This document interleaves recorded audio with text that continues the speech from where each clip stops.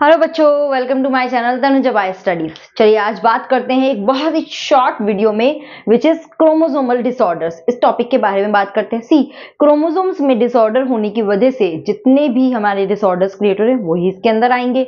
देखिए क्रोमोसोम्स हमें मालूम है हमारी बॉडी में कितने होते हैं, 23 पेयर होते हैं, यानी कि कितने 46 क्रोमोसोम्स टोटली होते हैं। अब इसके नंबर में ऊपर नीचे हो गया, कम या ज्यादा हो गया, यही डिसऑर्डर में आ जाता है। तो बात करते हैं, इसको हम बोलते हैं हेट्रोप्लॉइडी, यानी कि 46 से डेविएट हो जाना नंबर विच इज कॉल्ड हेट्रोप्लॉइडी। दो तरह का होगा, एक होता है एनुप्लॉइडी एंड दूसरा होता है पॉलीप्लॉइडी, या फिर इसको हम बोलते हैं यूप्लॉइडी। ठीक है, पहले एक बार ये देख लेते हैं पॉलीप्लॉइडी का मतलब क्या। देखिए सिंपली अगर हम हेप्लॉइड कंटेंट की बात करें तो वी नो वेरी वेल कितने क्रोमोसोम्स होते हैं, 23 क्रोमोसोम्स होते हैं, यानी कि n नंबर ऑफ क्रोमोसोम्स होते हैं। इस n का 2n हुआ तो यानी कि 46। तो these two are absolutely normal, हमें इसमें कोई प्रॉब्लम नहीं है। बट कई बार क्या होता है ड्यूरिंग मियोसिस, जब मियोसिस होना है तो वहां पे क्या होता है, ये क्रोमोसोम आपस में सेग्रीगेट होने। If you remember cell cycle and cell division, meiosis two में क्या होता है, मियोसिस 1 में ये क्रोमोसोम्स को सेपरेट होना होता है। बट कई बार होते हैं कि ये दोनों क्रोमोसोम सेपरेट नहीं हुए, यानी कि क्रोमैटिड क्रोमोसोम सेपरेट नहीं हुए और सारे ही क्रोमोसोम एक में ही चले गए, एक ही गैमीट में चले गए। तो क्या हुआ, जैसे कि 46 से 23 एक में जाना था, 23 एक में, बट क्या हुआ यहां ना जाके सारे 46 एक ही गैमीट में चले गए। तो अब ये गैमीट, ये मान लो कि ये स्पर्म है, जब ये एक एग के साथ फ्यूज होगा, वो एग क्या लेके आ रहा है 23, तो जब फ्यूज होगा तो अब यहाँ पे 3n क्रोमोसोम हो गए, यानी कि ट्रिप्लॉइड सेट हो गया, यानी कि 3n क्रोमोसोम हो गए। कितने हो जाएंगे, इट विल बी 69। ओके, तो ये क्या है, now it will become problematic. No, I think 69 नहीं होगा, या 69। ठीक है, तो ये ट्रिप्लॉइड जो है it is actually the polyploidy, की प्लॉइडी जो है वो और बढ़ गई है, which is not possible.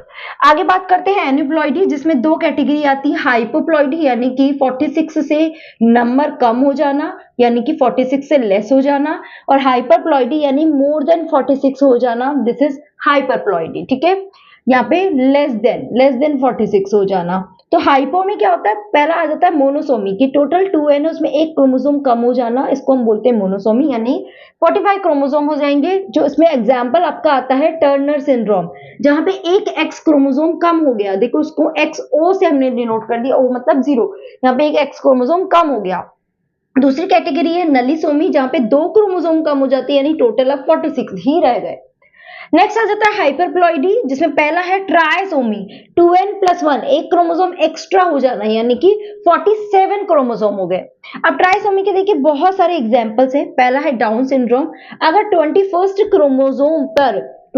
Chromosome पे 2 की जगह 3 क्रोमोसोम हो जाए तो उसे हम बोलते हैं डाउन सिंड्रोम। लाइनफेल्टर सिंड्रोम, यानी कि एक एक्स्ट्रा क्रोमोसोम आ गया, एक एक्स्ट्रा, यानी कि एक्स वाई में एक एक्स्ट्रा आ गया, तो क्या हो गया, एक्स एक्स वाई, यानी कि नॉर्मली एक मेल था बट उसमें एक एक्स्ट्रा एक्स क्रोमोसोम आ गया।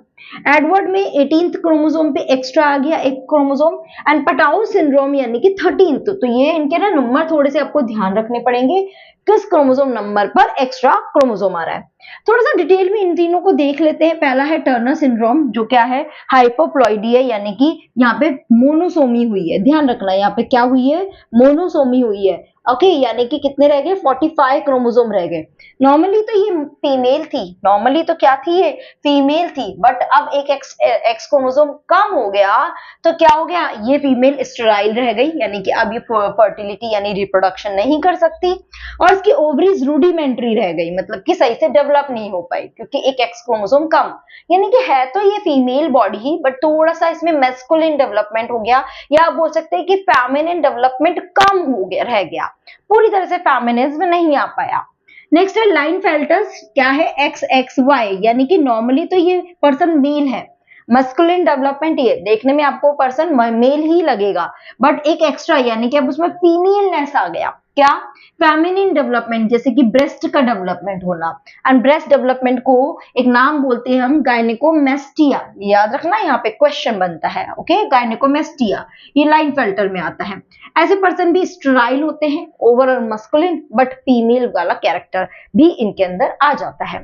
थर्ड आ जाता है डाउन सिंड्रोम, जिसमें क्या हो गया, 21st क्रोमोसोम पे एक्स्ट्रा क्रोमोसोम आ गया, ये डाउन सिंड्रोम के बच्चे जनरली आप बहुत बार देखते हैं कैसे रहते हैं, इनका हेड जो है वो स्मॉल राउंड रहता है, फरोड टंग होती है, टंग में पुरोज प्रेजेंट होती है, माउथ जनरली पार्शियली ओपन रहता है, पाम जो है वो ब्रॉड रहती है एंड पाम क्रीजेस होती है। पाम क्रीजेस समझते हो, जैसे कि आप यहाँ अगर देखेंगे तो यहाँ पे क्या है, मेरे नॉर्मली ये ऐसे आपको क्रीजेस मिलेगी, बट इन लोगों के पाम में क्या मिलेगी, सिर्फ एक ही क्रीज मिलेगी, मतलब कि इफ आई ड्रॉ तो ऐसे सिर्फ एक ही क्रीज मिलेगी, that is palm creases. And mental की स्पेलिंग रॉन्ग हो गई, मेंटली ये बच्चे जो रिटार्डेड होते हैं, फिजिकली भी रिटार्डेड होते हैं, सही से डेवलप नहीं होता, इवन इनमें हार्ट इश्यूज भी बहुत ज्यादा होते हैं। तो ये बात हो गई क्रोमोसोमल डिसऑर्डर। नेक्स्ट वीडियो में हम बात करेंगे मेंडेलियन डिसऑर्डर के बारे में। तब तक के लिए पढ़ते रहिए, कोई डाउट है तो कमेंट बॉक्स में जरूर से बताइए। Bye bye, take care.